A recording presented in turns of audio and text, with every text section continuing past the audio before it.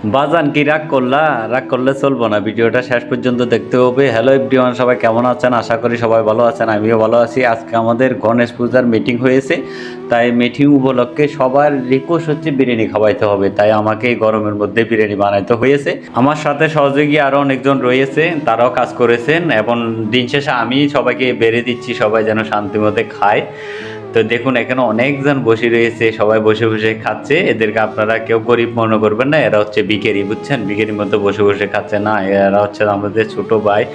এরা সবাই আনন্দ করে খাচ্ছে, কারণ গ্রাম অঞ্চলে খাওয়াটা অনেক মজা, অনেক মজা, বুঝছেন? বসে বসে খাওয়ার মজাটা কিন্তু আলাদা। এলাকাবাসী অনেক ছেলেরা রয়েছে, সবাই আনন্দ করে খাচ্ছে, এখানে কারো ভেদাভেদ নাই, সবাই আমরা এক। তবে ওদেরকে একটা কথা বলে দিচ্ছি, আগামীতে খেলা কিন্তু খেলা নিয়ে কেউ কারোর সাথে এক একজন এক এক দল করবে, কারোর সাথে যেন কেউ দ্বন্দ্বেতে না জড়ায়।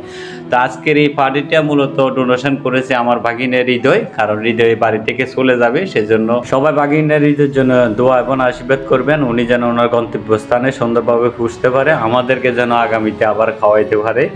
দুঃখের বিষয় হলো একটা, উনি আমাদের গত বছরও উনি পূজাতে উপস্থিত ছিলেন না, এবছরও থাকতে পারবেন না। তবে ওনার জন্য সবাই দোয়া করবেন।